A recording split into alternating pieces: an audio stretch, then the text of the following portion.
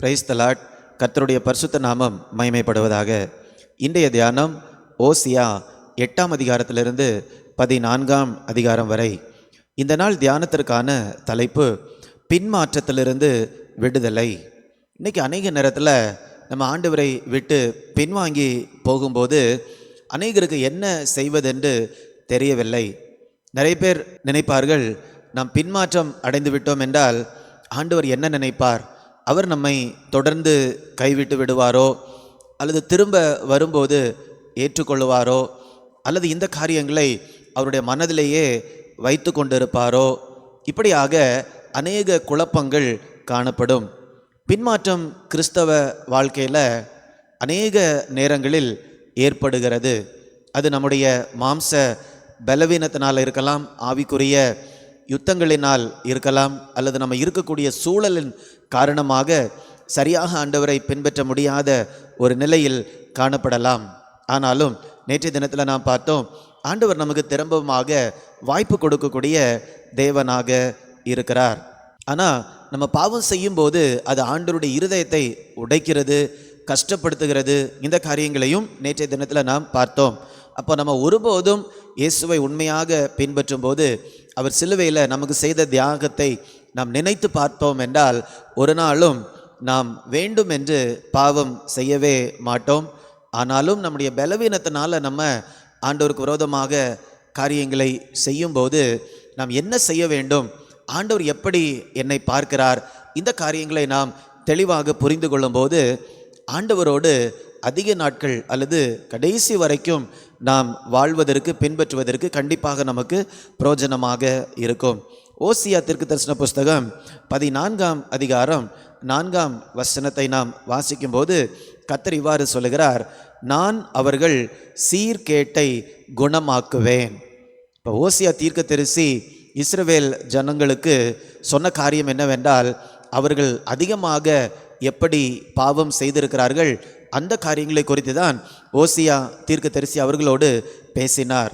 ஆனால் அதன் இறுதியில் ஆண்டவர் சொல்லக்கூடிய காரியம் என்ன, இவ்வளவு காரியங்களை நீங்கள் எல்லாரும் எனக்கு விரோதமாக செஞ்சிருக்கிறீங்க, இந்த காரியங்கள் எல்லாம் என்னுடைய இருதயத்தை உடைத்திருக்கிறது. இதெல்லாம் சொல்லிட்டு ஆண்டவர் கடைசியில் சொல்லுகிறார், ஆனாலும் நான் என்ன பண்ணுவேன், உங்களுடைய சீர்கேட்டை குணமாக்குவேன் என்று ஆண்டவர் சொல்லுகிறார். இதுதான் ஆண்டவர் நம்மேல் எவ்வளவு அன்பு வைத்திருக்கிறார், அல்லது நம்மை திரும்பவுமாக தூக்கி எடுக்க வேண்டும் என்று ஆண்டவர் அவருடைய பக்கத்திலிருந்து எதையெல்லாம் செய்துவிட்டார் என்பதை நாம் புரிந்து கொள்ள முடியும். அப்போ எப்படி எந்தெந்த காரியங்களிலிருந்தெல்லாம் ஆண்டவரால் நம்முடைய சீர்கேடுகளை சுகமாக்க முடியும் என்று ஒரு சில காரியங்களை நாம் இன்றைக்கு பார்க்கலாம். முதலாவதாக இருதயத்தின் விக்கிரகம். இருதயத்தில் இருக்கக்கூடிய விக்கிரகங்களை நாம் சுமந்து அந்த விக்கிரகங்களினால் நாம் நடத்தப்படும் போது ஆண்டவருடைய இருதயத்தை நாம் உடைக்கிறோம், புண்படுத்துகிறோம். 13ஆம் அதிகாரம் 2ஆம் வசனத்தை பார்க்கும்போது, இப்பொழுதும் அவர்கள் அதிகமாய் பாவம் செய்து தங்கள் வெள்ளியினால் வார்ப்பித்த சுரூபங்களையும் தங்கள் புத்திக்கேற்ற விக்கிரகங்களையும் தங்களுக்கு உண்டு பண்ணுகிறார்கள். அப்போ இந்த ஜனங்கள் ஆண்டவர் அவரை மாத்திரம் ஆராதிக்க வேண்டும் என்று அவர்களோடு ஏற்கனவே பேசியிருக்கிறார். அவர் திரும்ப திரும்ப அந்த காரியங்களை பேசியிருக்கிறார். ஆனாலும் கூட இந்த ஜனங்கள் விக்கிரகங்களுக்கு பின்னால் அவர்கள் சென்றிருக்கிறார்கள்.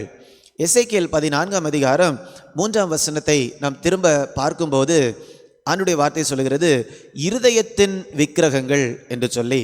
இப்போ இன்றைக்கி நம்ம விக்கிரகங்கள் என்று நாம் சொல்லும்போது ஏதோ வெளிப்புறமாக ஒரு சில சொரூபங்களை செய்து வைப்பது அல்ல. நம்முடைய இருதயத்தில் தேவன் இருக்க வேண்டிய இடத்துல வேறு ஏதாவது ஒரு பொருளையோ நபரையோ நாம் வைக்கும்போது அது நமக்கு விக்கிரகமாக மாறிவிடுகிறது.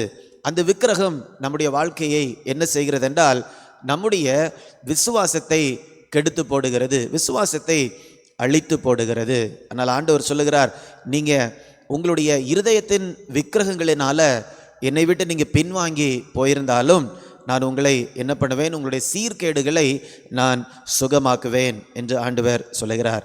இரண்டாவதாக வேசித்தனம். இந்த ஜனங்கள் ஆவிக்குரிய வேசித்தனத்தை அதிகமாக செய்தார்கள். ஆண்டவரோடு உள்ள உண்மையை காத்து கொள்ள முடியவில்லை. கர்த்தருக்கு விரோதமாக அதிகமான வேசித்தனமான காரியங்களை அவர்கள் செய்ததுனால ஆண்டவருடைய உள்ளம் உடைக்கப்பட்டிருந்தது. 4ஆம் அதிகாரம் 11ஆம் வசனத்தை நாம் பார்க்கும்போது, வேசித்தனமும் திராட்சரசமும் மதுபானமும் இருதயத்தை மயக்கும். 12ஆம் வசனம் பின்பகுதி, வேசித்தன ஆவி அவர்களை வழி தப்பி தெரிய பண்ணிற்று. 5ஆம் அதிகாரம் 4ஆம் வசனத்தின் பின்பகுதி, வேசித்தன ஆவி அவர்கள் உள்ளத்தில் இருக்கிறது, கர்த்தரை அறியார்கள். வேசித்தனத்தின் ஆவி எங்கே இருக்குதாமா? அவர்களுடைய உள்ளத்தில் இருக்கிறபடியால் அது அவர்களுடைய உள்ளான விசுவாசத்தை அசுத்தமாக்கி போட்டுவிட்டது. ஆண்டவரோடு ஒரு பரிசுத்தமான உறவில் அவர்களால் நிலைத்திருக்க முடியவில்லை. இதைத்தான் ஆண்டவர் சொல்லுகிறார், உங்களுடைய சீர்கேடுகளை நான் என்ன பண்ணுவேன்? சுகமாக்குவேன் என்று சொல்லி.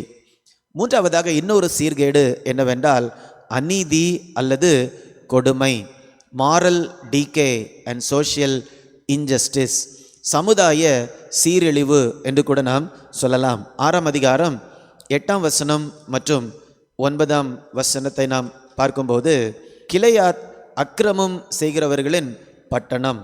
9ஆம் வசனம், சீகேமுக்கு போகிற வழியில் கொலை செய்கிற ஆசாரியரின் கூட்டம் காத்திருக்கிறது. தோஷமான காரியங்களையே செய்கிறார்கள், அநீதியான காரியங்களை இவர்கள் செய்கிறார்கள், கொடுமையான தீமையான காரியங்களை சமுதாயத்தில் இவர்கள் செய்கிறதுனால அது ஆண்டவருக்கு விரோதமான பாவமாக மாறுகிறது.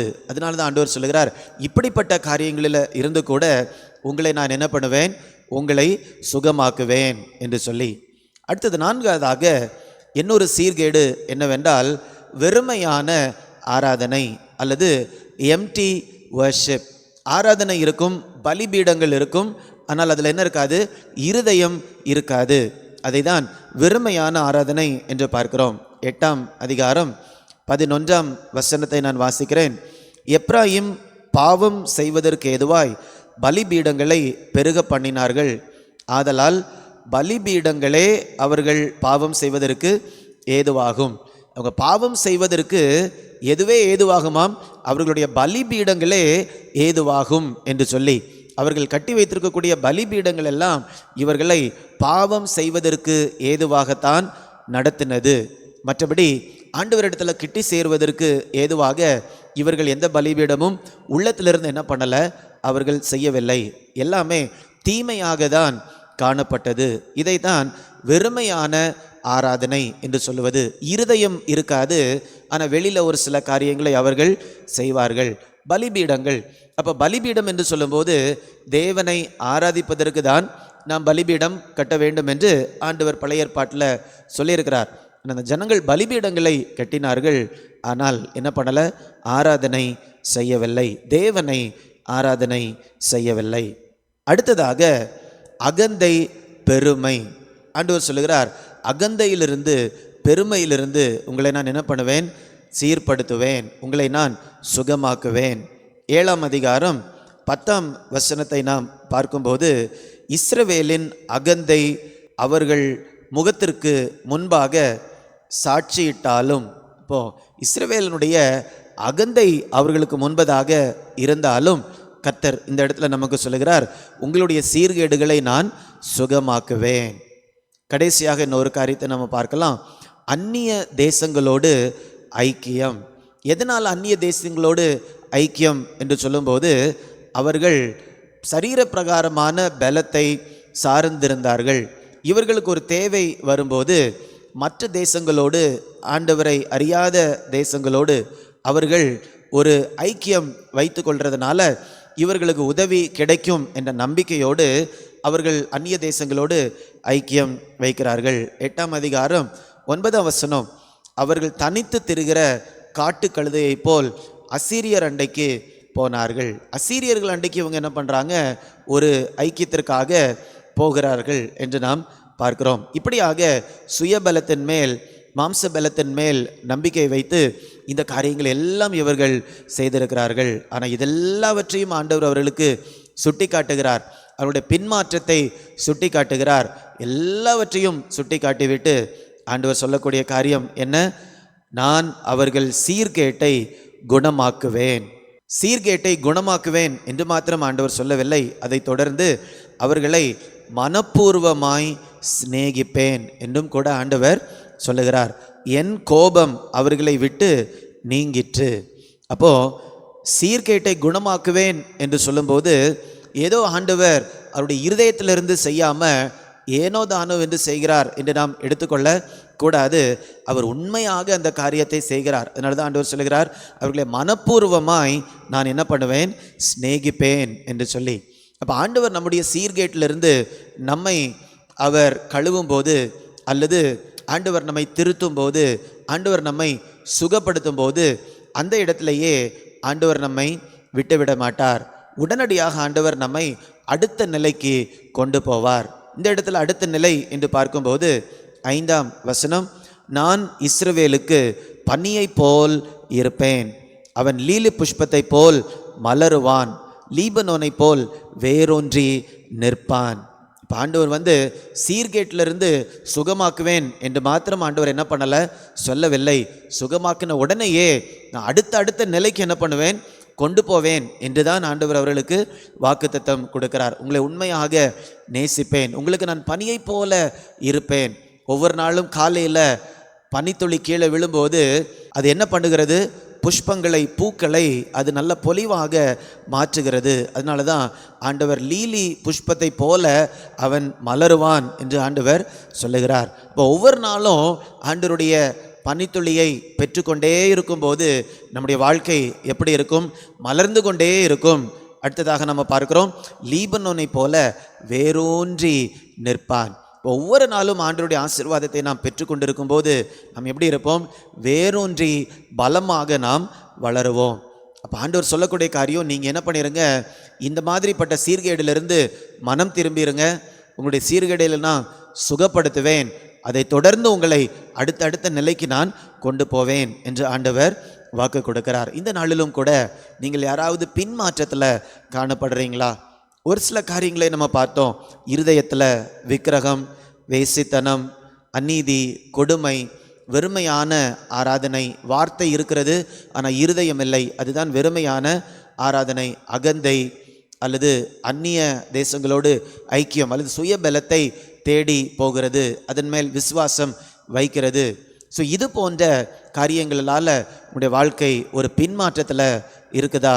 ஆண்டவருடைய விருப்பம் என்னவென்றால், நாம் ஒவ்வொருவரையும் பின்மாற்றத்திலிருந்து தூக்கி எடுத்து விடுதலை செய்து நம்மை சுகப்படுத்தி வாக்குத்தத்தங்களை சுதந்திரிக்க பண்ண வேண்டும் என்பதுதான் ஆண்டவருடைய விருப்பம். ஸோ அதனால் இந்த நேரத்தில் யாராவது நான் பின்மாற்றத்தில் இருக்கிறேன், எனக்கு ஆண்டவரோட உறவு இல்லை, திரும்பவுமாக ஆண்டவருடைய சமூகத்தில் கடந்து வர முடியவில்லை என்று நீங்கள் சொல்வீர்கள் என்றால், இந்த நேரத்தில் ஆண்டவரிடத்தில் கேளுங்க, ஆண்டவர் இப்படிப்பட்ட பின்மாற்றத்திலிருந்து நான் உங்ககிட்ட திரும்பி வருகிறேன், என்னுடைய சீர்கேடுகளை நீங்கள் சுகப்படுத்துங்க, என்னை திரும்பவுமாக ஏற்றுக்கொள்ளுங்க என்று கேட்பீர்கள் என்றால் ஆண்டவர் உண்மையாக உங்களை ஏற்றுக்கொள்ளுவார்.